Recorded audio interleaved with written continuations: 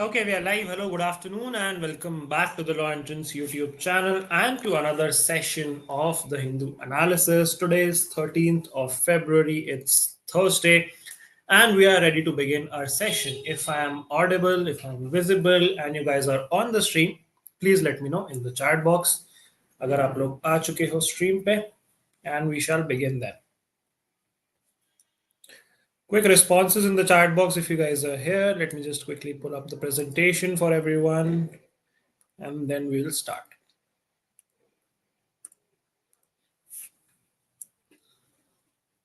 Okay, Ashnur is here. Let's wait for a few more seconds for more people to join in and then we shall start. Also, I hope you guys remember that tomorrow is going to be our Menti quiz because tomorrow is Friday. And during the Hindu analysis, in fact, after the Hindu analysis, we'll have a short quiz, Menti quiz. People who are not aware, it's an MCQ based quiz which we conduct and quite fun. Tomorrow's quiz is a surprise one, so I'm not disclosing the syllabus or the topics which we are going to cover, but it's going to be fun. So make sure you come and attend that quiz as well. Namita is here, Priyanshi is here. Good afternoon, guys. Chalo, theek hai. Not a huge turnout in the live session today. All right, koi baat nahi. Let's begin today's session without any further ado. 13th of February. Let's look at the agenda for the day. So the first topic is an editorial topic which talks about nuclear energy and how we are going to proceed with the import of nuclear reactors and our future for nuclear energy. What would be the liability? This is an article which talks from the point of view of liability, that who would be liable in case a nuclear disaster occurs, in case a tragedy or an accident occurs in a nuclear power plant. Who would assume liability? Would it be the people responsible for that accident? Would it be the supplier? Would it be everyone involved? That is what the article talks about. So interesting article. Then there is another article which talks about gender inclusive Viksit Bharat. This is in context with the allocations made from a gendered point of view in the budget. So it talks about how this year's budget has maximum, relative allocation for women-related, women-centric schemes as compared to the past 20 years. So it's a good move in the right direction that more money is being allocated to women empowerment and making India more gender inclusive. So that is what the editorial talks about. Then there is another opinion piece which talks about AI diffusion framework. AI diffusion framework is something which has been, made by the US in order to evaluate its commitments and priorities with respect to how it would proceed with artificial intelligence. What I mean by that is US wants to be the leader in development of AI because as we all recently saw, China recently launched their new AI model. Can you guys tell me the name very quickly? We discussed it multiple times. What is the new AI model developed by China, which was very much in news for being very capable and as capable as ChatGPT? Coming back to the topic, so US has made this framework where they would operate according to this and decide which country would be given how much access to their information, how much access to their AI technology, and with which country will they share this technology in what extent. So they have divided the countries into three tiers. Tier one countries who are allies and close to the US in terms of AI. Remember, this is not in terms of geopolitics. So India has been placed in the second tier, that is not in the top priority countries. In second tier, despite our partnership or strategic, diplomatic relationships, India is in the second tier, and in the third tier there are adversaries of US or countries which are not aligned with the US or which the US feels that are hostile towards the US, countries like China and so on. So this is how they have divided the three segmentations of countries and how they would have a dialogue with respect to AI with those countries. And that is what the article is about. It's an interesting article. We read it. Then, of course, three new words of vocabulary for the day. And that is the agenda for the day. There are a few one-liners in today's newspaper as well, one-line news, which we'll keep on, I'll keep on telling you when we encounter them in the newspaper analysis. So make sure you note them down as well. And yeah, that's the plan. It's quite a straightforward newspaper today. Not very intense or I would say deeply complex articles, simple, straightforward articles today. And yeah, let's begin. Let's start with our newspaper analysis for the day. Are you guys ready? Should we proceed? Vidushi is here, Zidane is here. All right, okay. DeepSeek is the correct answer. Priyanshi is saying, why are we having recorded 8 p.m. classes nowadays and not live sessions?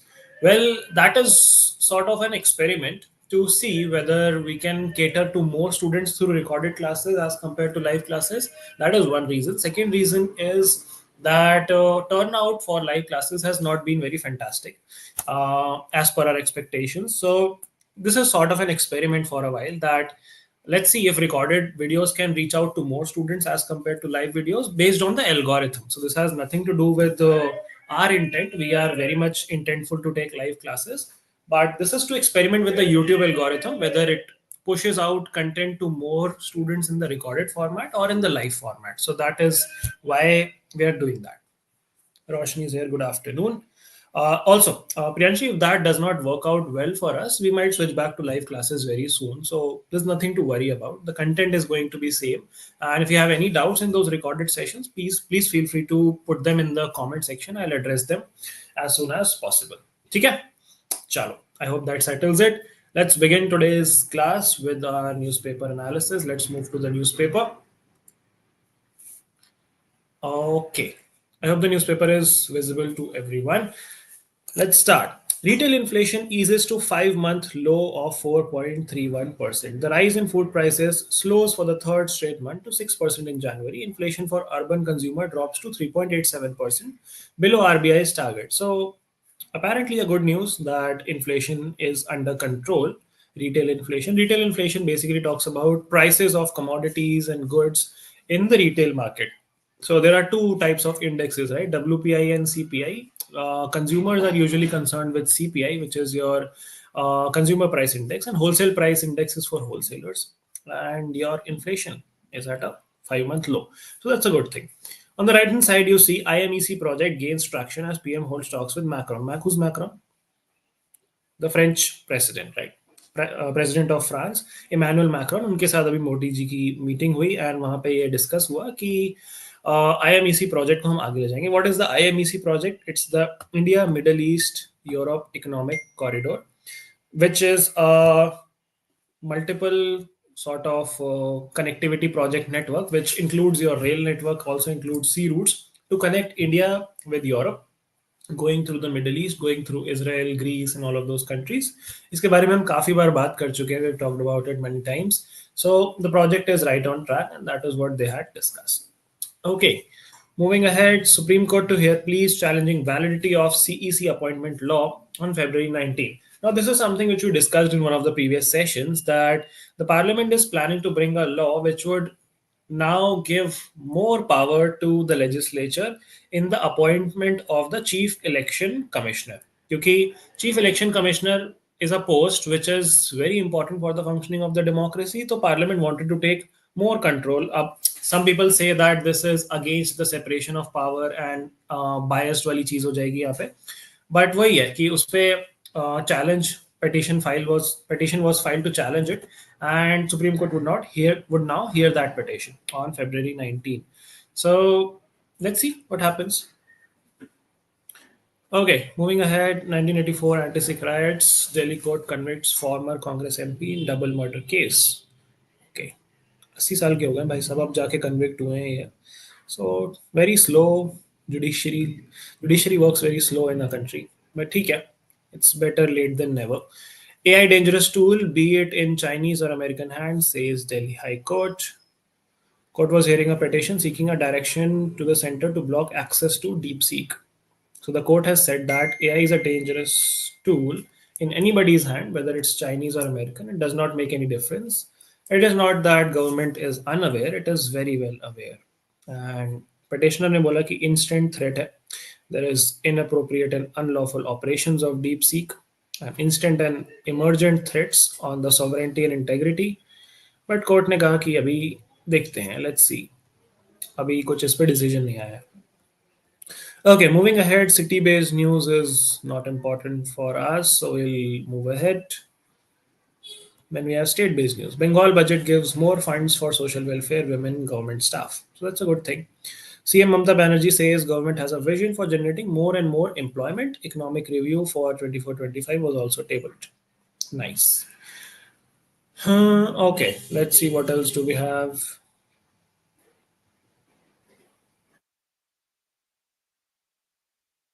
Cutting across party lines, J&K legislators seek ban on liquor.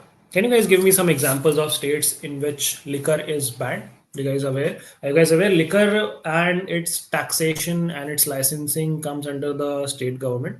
Well, not licensing, but at least taxation on liquor comes under the state government. That's why you have different prices for liquor in different states, and some states have even banned it. Can you guys name some of these states where liquor is banned? This is a very interesting subject which you'll also study in law school. I mean, not liquor ban, but prohibition and how well it works in order to regulate something, be it drug abuse, be it liquor, be it other things. That is it effective to ban things or not? Because there are reports, there are research papers which suggest that banning is probably not the best way to regulate control of a, let's say, taboo substance. But anyway, that's a debate for different day. We're not going deep into that. Alcohol is not only a personal indulgence, its repercussions reverberate across society, says MLA. So they are trying to get it banned in Jammu and Kashmir, which is a UT now. So let's see. BJP has backed the bill. BJP leader and J&K Deputy Chief Minister Nirmal Singh extended his support. So this is a private member bill. This has not come from the party, but several legislators moved a private member bill for upcoming J&K Assembly session from March 3, seeking a ban on alcohol. In a rare support, opposition BJP has also backed such bills. So we'll see. We'll see what happens. Yes, Bihar is correct. Gujarat is correct. Mizoram also has banned it. Nagaland also has banned it. That's right.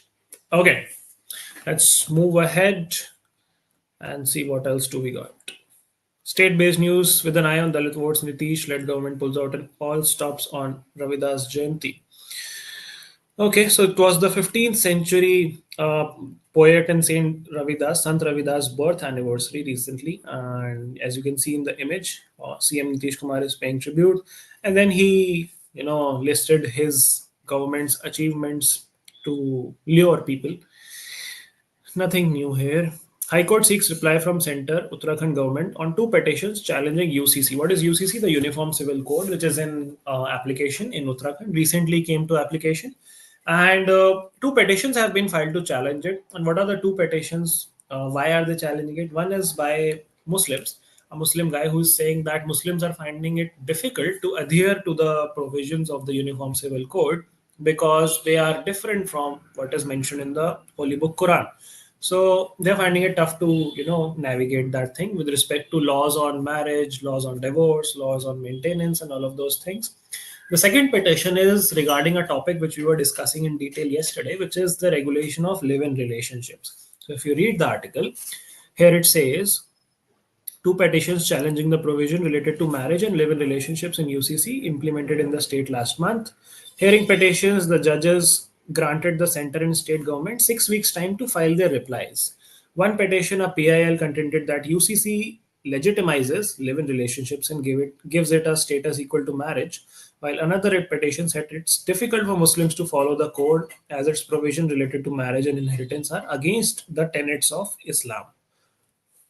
So let's see what happens. What does the center respond in its reply? They're saying it will give legitimacy to live in relationships, granting them a sanctity similar to marriage, which they do not agree with, which they think is unconstitutional. So let's see. Okay, moving ahead. Former Shiv Sena MLA. This is not important. Not important. Nothing important here. Okay, nothing important here. 5 nursing students in Kerala arrested on ragging charges. This was another unfortunate incident which came to light. Brutal ragging, severe physical and mental harassment, even sexual harassment by seniors at Government College of Nursing attached to Government Medical College. Ragging is a big problem in many colleges, especially medical colleges in India. And Thankfully, in law universities and law colleges, at least I can talk about the national law universities. It's not a issue at all. I mean, I can at least personally speak for Nalsa. Nalsa does not have any ragging as such. Just casual banter with seniors. That's all. I won't even count it as ragging. But yeah, it's a big issue in multiple colleges, and I think that strict action should be taken against people who do this. No reason to deny passport to militants, brother, says JNK High Court. Okay. What else do we have? Let's see. Hmm, nothing important here. Okay, we're down to the editorial section. Nuclear energy, dangerous concessions on liability. Now, concessions on liability of what? Liability in case of a disaster, liability in case an accident happens. So, we'll analyze this article. Let's just go through the newspaper in brief first, and then we'll come back to this article and read it and analyze it in detail because it's on our agenda. On the left hand side, you see willful violation. Supreme Court's queries expose patterns of obstinacy in Tamil Nadu governor's conduct. What is obstinacy? Obstinacy means in Hindi what we call as zid karna, है ना, जिद्दी होना. Another word for it could be being adamant or being rigid about something. So Supreme Court recently asked the Tamil Nadu governor why they did not approve those bills which were sent to him, 12 bills in question, and what was the reason for such a long delay. They were not sent back, they were not sent to the president, they were not approved, they were not rejected, they were just held with the governor. And we talked about it. We talked about Article 200, we talked about Article 201 as well. So that is what the article again discusses. You can read this article. We have already talked about this issue in detail. So not going into it again. Down we have budgeting for a gender inclusive Viksit Bharat. And this is an article which is also on our agenda. We'll discuss this, read it and discuss this in detail. What is it about? It's basically about how there has been budgetary allocation to women centric schemes and how they have been in focus. Gender budget allocation 8.8% of the total budget, which is a big jump from 6.8% in the previous year. Highest allocation in 2 decades, as I was telling you. So we'll read this article, we'll understand what this is all about. On the left hand side, you see averting Angel's pause, energy sustainability, labor markets emerge as key priorities in the AI summit. Now, AI summit recently is happening in which country? Quickly tell me in the chat box. 3 दिन से we have been discussing this. AI summit is happening. AI summit is happening. India is co-chairing this AI summit. Where is it happening? Which country? Quickly in the chat box, which country is hosting the AI summit this year? Which country hosted the first AI summit and which country hosted the second AI summit? I've been telling you these facts from the past 3 days. So abhi tak to yaad ho jana chahiye. France is hosting it this time. India is co-chairing it with France. Who was the first country and which was the second country? वो भी बता दो मुझे जल्दी से. Okay, chalo. So this article again talks about what was discussed in the AI summit and what was India's stance. So इसके बारे में इतनी ज़्यादा डिटेल में मैं बात इसलिए नहीं कर रहा because we have an exclusive session with Salik sir on this particular topic at 6 p.m. I think today or tomorrow. Let me just quickly check for you guys. I think most likely today. Let me check. Just give me one moment, guys.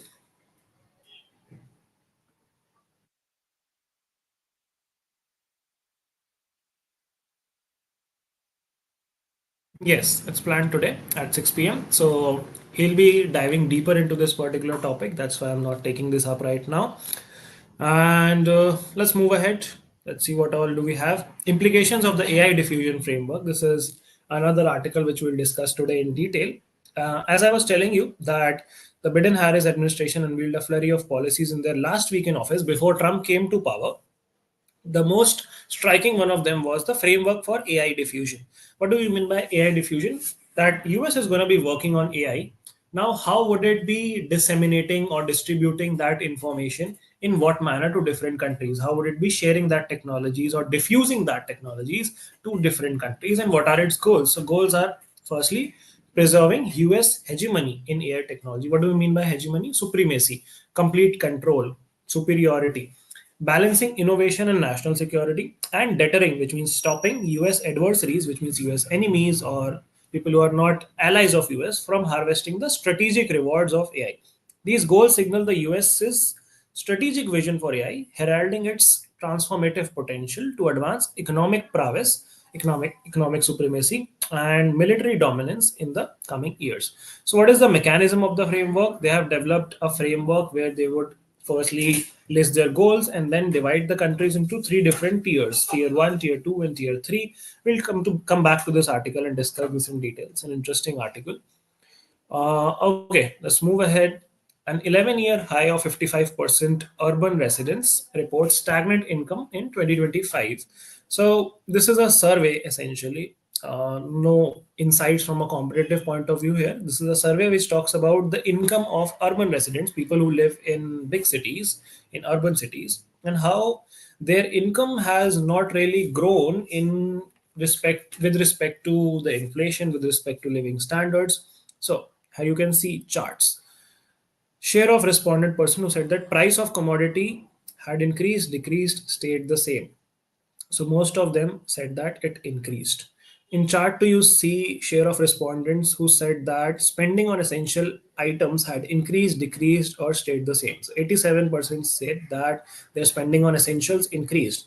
In chart 4, you see income levels increased, decreased, stayed the same. So you can see 22% only said that it increased, 55% said that it stayed the same, and 22% said it decreased. Then chart 3, you see spending on non-essential items. In chart 5, you see job opportunities improved, worsened, or stayed the same. 42% said worsened. Here you see general economic situation. Again, 43% said worsened. So this is a survey which highlights that the urban working class is not really benefiting or growing as quickly as your inflation is going or your job opportunities are growing. So yeah, that's it. Moving ahead, let's see what else we have. Should convicted persons contest elections? This is also an interesting article. Let's talk about this a little bit. So when you talk about elections and when you talk about electing people to as MLAs or as MPs, the act which concerns this is the Representations of People Act 1951.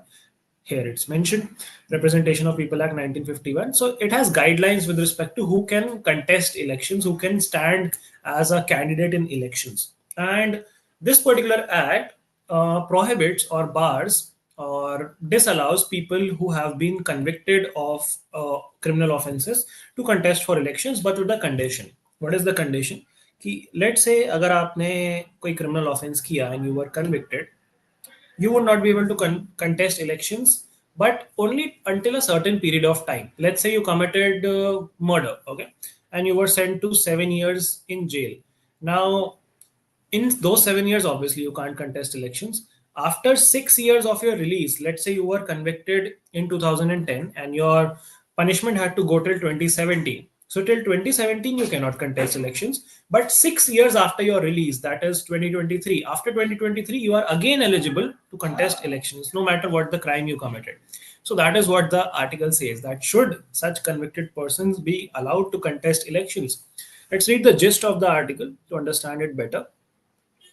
Section 8, Clause 3 of the Representation of People Act provides for disqualification of a person convicted of criminal offense and sentenced to imprisonment for not less than 2 years.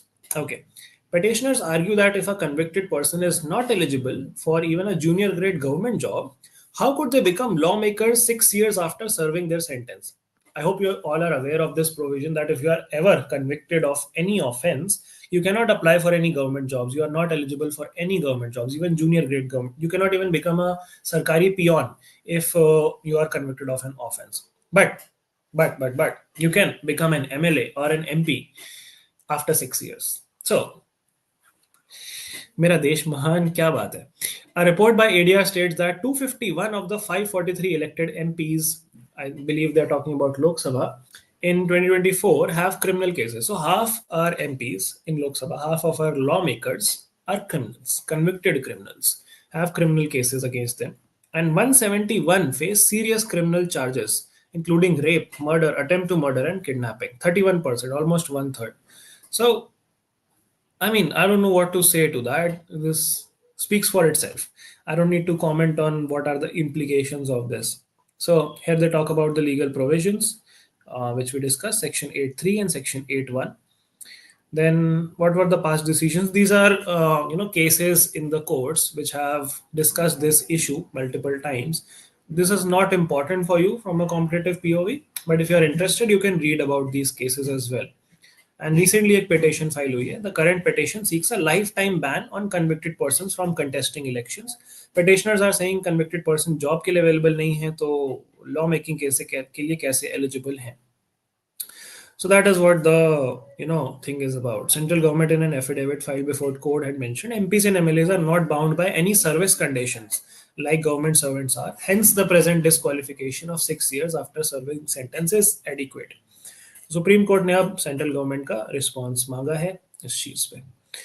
Okay, what is the contribution to the what is contributing to the downturn in Indian markets? So Indian markets are going in a downtrend, dropping every day, falling every day, not dropping, falling every day, and Indian investors are losing money. What are the reasons behind that? We have discussed this a few times that there is a fear in the market because of US trade tariffs, because of a trade war going on between US and other countries. That is one reason.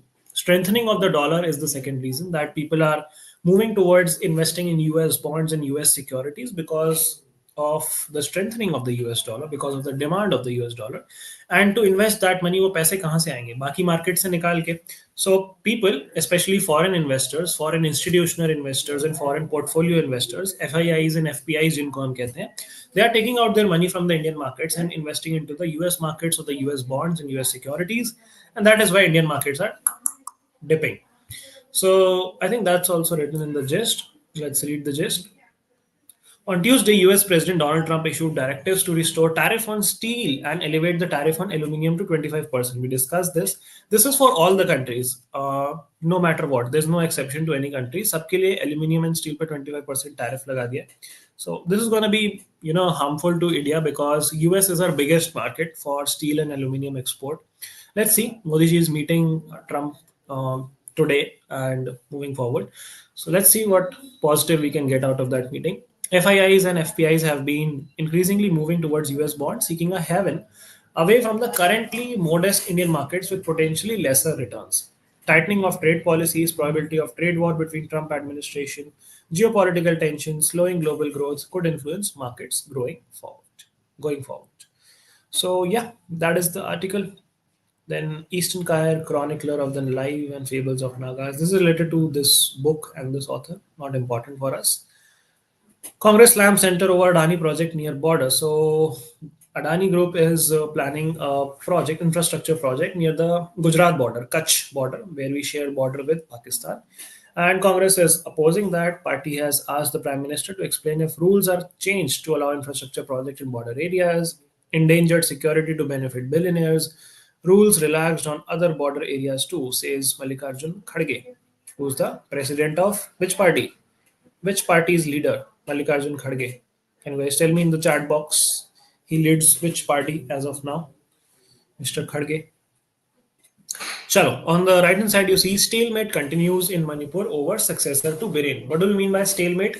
जैसे chess में होता है ना, checkmate होता है या stalemate होता है. चेकमेट हो जाता है when one person accepts their defeat. Stalemate हो जाता है when there's a draw like situation. None of the contestants are able to win, or neither do they want to draw the match. So that's called a stalemate. That means no decision is coming out of the situation.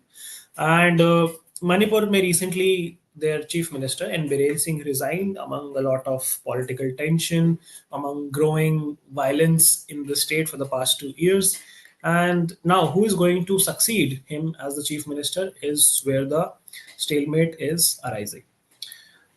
Okay, moving ahead, center's new immigration bill likely to have provisions denying entry to foreigners. Okay, let's see. Let's see when the bill comes, we'll talk about it. Public Accounts Committee asks Center to review toll tax rule for national highways. Okay. Average of 57 lakhs spent by each candidate on Lok Sabha poll campaigns. His data. Maximum limit of poll expenses was revised in 2022. Okay. This is just a one-liner. इसमें कुछ analyze करने का नहीं है. Then India may revive plan to procure 6 more P-81 aircrafts from US. P-81 aircrafts are your maritime security surveillance aircrafts, long-range maritime patrol aircrafts, which we are getting from the US. So we might get 6 more. Last deal happened in 2021. Navy eyes fleet of 400 planes to boost maritime security. Yeah, this is the same thing. Army has to evolve new concepts to align with emerging trends, says CDS. Who's the CDS? Chief of Defense Staff. What's the name of Chief of Defense Staff? Mr. Anil Chauhan. Not Mr. General Anil Chauhan. Okay, moving ahead, illegal coal mining continues in Meghalaya, says report. Okay, Modi must bring up tariffs, deportations in talks with Trump. So again, we have a statement by Mallikarjun Kharge, who's the president of which party? The Congress Party, Indian National Congress to be specific, INC. That's correct. Right answer in the chat box. Okay. Then on the left hand side, Ram Temple priest Mahant Satyendra Das passes away. So he was the chief priest or Mahant of the Ram Janmabhoomi Temple in Ayodhya. He has passed away at the age of 85. Here you have because of freebies, people don't want to work, says Supreme Court judge. So recently, in the Delhi elections, freebies were being offered by every party, be it BJP, be it INC, be it Aam Aadmi Party. All of them were offering freebies, 2,500 to women, 2,100 to unemployed people, and so on. Supreme Court says that this is not the solution to alleviating poverty or unemployment. This is just going to make people lazy and discourage them from work. क्योंकि घर बैठे पैसे आते रहेंगे तो why would anyone take effort to go and find opportunities to upskill themselves and all of those things? Okay, what else? Over 19 million people take holiday upon Maghi Purnima at Mahakumbh. So yesterday, the Maghi Purnima festival, I won't call it a festival, occurrence happened. And on that day, a lot of people, as you can see in the image, took their dip in the Mahakumbh. Influx of millions of pilgrims, chaos and congestion in the Mahakumbh area in Prayagraj. Okay, moving ahead. As PM Modi lands in US, Musk Starlink steals a march into Bhutan. What is Starlink? You guys know what is the Starlink? Anyone aware? It's a satellite-based internet service. Currently, the internet service which we use is based on fiber optic network. So there's a network of fiber cables underground in the seabed as well as under the ground, which facilitates internet network in our country. Now, there's another way to provide internet service in the country, which is using satellites. Now, satellite-based internet service is banned in India. That is why satellite phones are also banned in India. You might be aware or you might not be aware, but satellite phones only the armed forces can use them. Normal people cannot use satellite phones. Walkie talkie की बात नहीं कर रहा मैं, वो अलग चीज होती है. Satellite phones are phones which can operate without a SIM or without signal, just based on satellite communication. So satellite networking and satellite communication, satellite based internet is banned in India. It's not allowed for defense reasons, for security reasons. मुझे act का नाम नहीं याद आ रहा, कौन सा act होता है इसमें, मैं बता दूंगा आपको. But the crux is they are banned in India. And Starlink is a service by Elon Musk which provides this internet-based, satellite-based internet. And India ने अभी तक इसको allow नहीं किया है. But ये लोग भूटान में पहुंच गए. Bhutan has become the 121st country in the world out of 196 odd countries to adopt or to accept the Starlink services. बहुत सारी foreign countries में already Starlink is accessible, and India is still not allowed it. Let's see what happens once Modi ji meets Trump. It might be possible that India opens up to Starlink. Primary reason यही है कि defence and security concerns. एक और reason ये भी है कि it's very expensive, the cost is very high. Okay, moving ahead, what else do we have? US Senate confirms Tulsi Gabbard as Director of National Intelligence. So you can note this down as a one-liner. US National Intelligence की head बन गई है Tulsi Gabbard. She's Indian origin, but can be asked as a one-liner. Then Trump fires US aid inspector general after critical report. We were yesterday talking about US aid and how it has been stopped for 90 days. Then UN report finds rights violation under both Sheikh Hasina and interim government. Putin and Trump call on phone, have a phone call, agree to meet in future. Interesting. Okay, what else? India won the third ODI, won the series 3-0.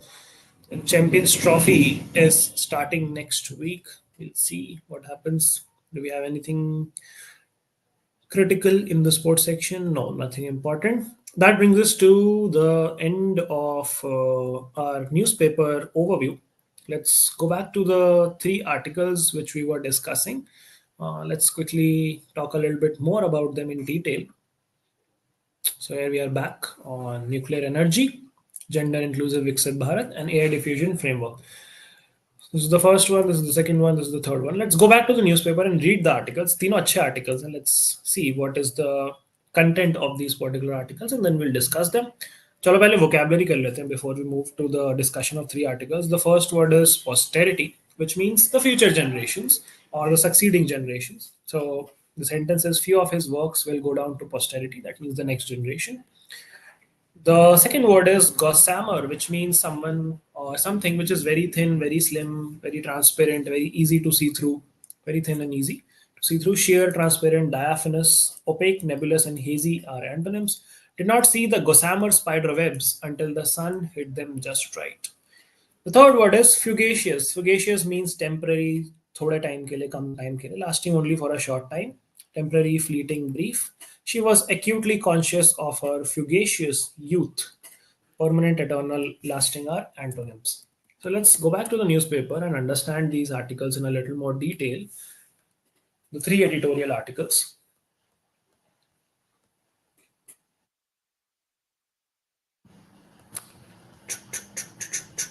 Okay, here's the first one.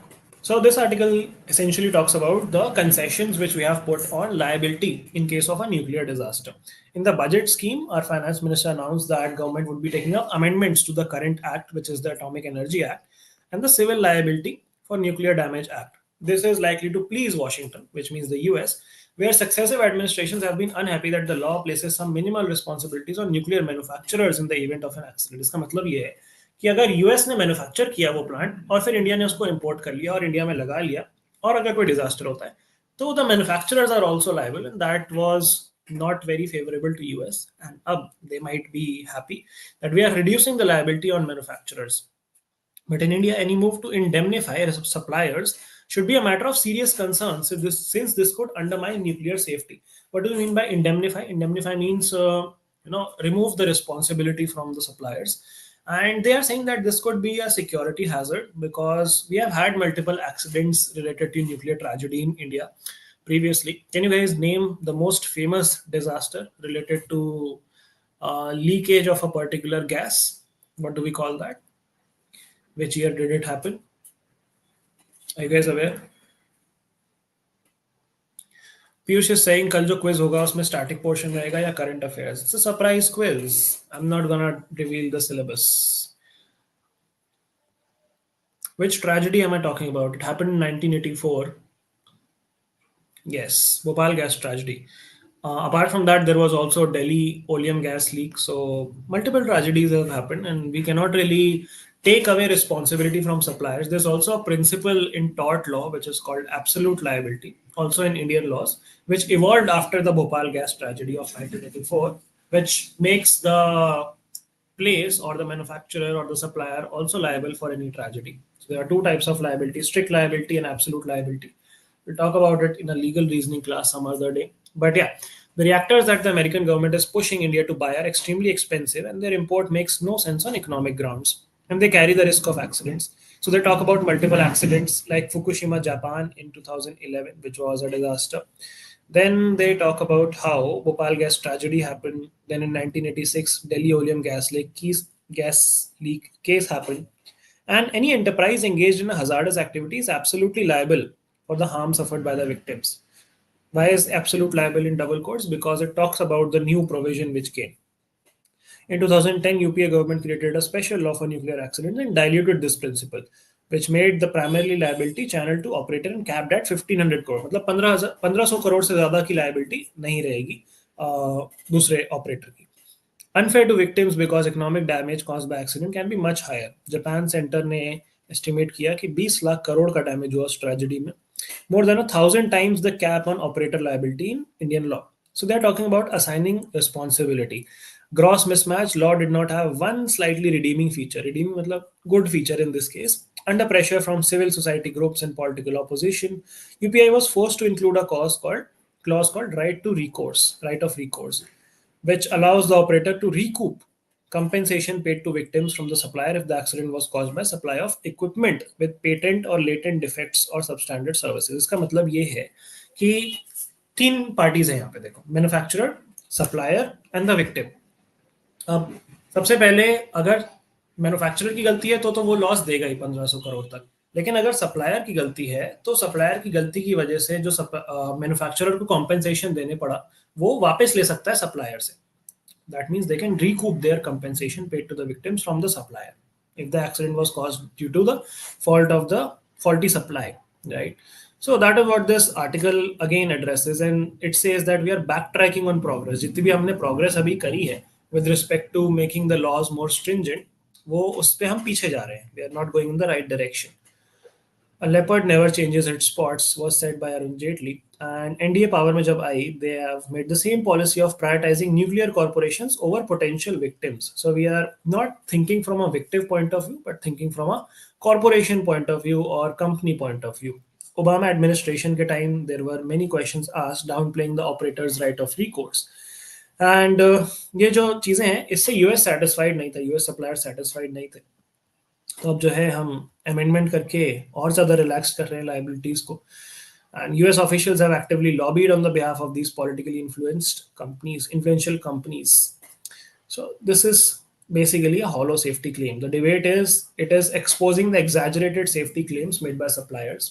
क्योंकि suppliers तो बोलेंगे भाई हमारे equipments बिल्कुल safe हैं, कोई इसमें दिक्कत नहीं आएगी. There would be large release of radiation would happen only once in 50 million years. That is the probability. So they are saying if reactors are so safe, why would nuclear vendors take extreme precautions to protect themselves from consequences of an accident? अगर आपको लगता है कि आपकी machinery इतनी safe है तो आप लायबिलिटी से घबरा क्यों रहे हो? Why are you opposing the liability? If they recognize that the risk of accident is real and are unwilling to risk financial losses, why should Indian citizens be willing to risk their lives and properties? So यही है पूरा article का gist कि this we are backtracking towards our progress on safety of citizens with respect to nuclear energy. That is why it says dangerous concessions on liability. Okay, let's move to the next article and discuss this. Budgeting for a gender inclusive Viksit Bharat. So as we were discussing कि budget allocation जो है 8.8% हो गया है with 4.49 lakh crore. They talk about various schemes which are going to benefit women and females. So they talk about the periodic labor force survey, which talks about how the participation of women in the global labor force is increasing in India. Although global se abhi thoda kam hai, but still it's increasing. And how it can help India's women to become key drivers of national growth. So they talk about entrepreneurship related initiatives like Skill India, Entrepreneurship and Skill Development Program, National Skill Training Institute, and so on. They also talk about the Manrega scheme, Vishwakarma scheme, Krishnoti Yojana, and so more.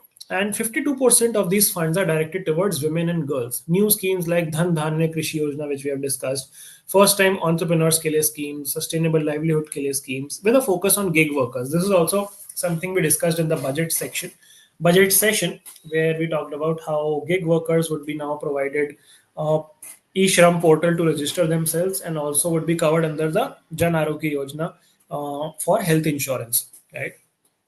While the gig economy has offered women financial independence and flexible work arrangements, it comes with low wages, job insecurity, and so on, including lack of maternity benefits, establishment of Center of Excellence for AI, जिसके लिए हम 600 crore allocate कर रहे हैं, that would also benefit women. Then diversity of economic roles, Kisan credit cards and so on, micro, small, medium enterprises, जो कि काफी सारे are owned by women, 20.5% are owned by women or employ women, 27 million women.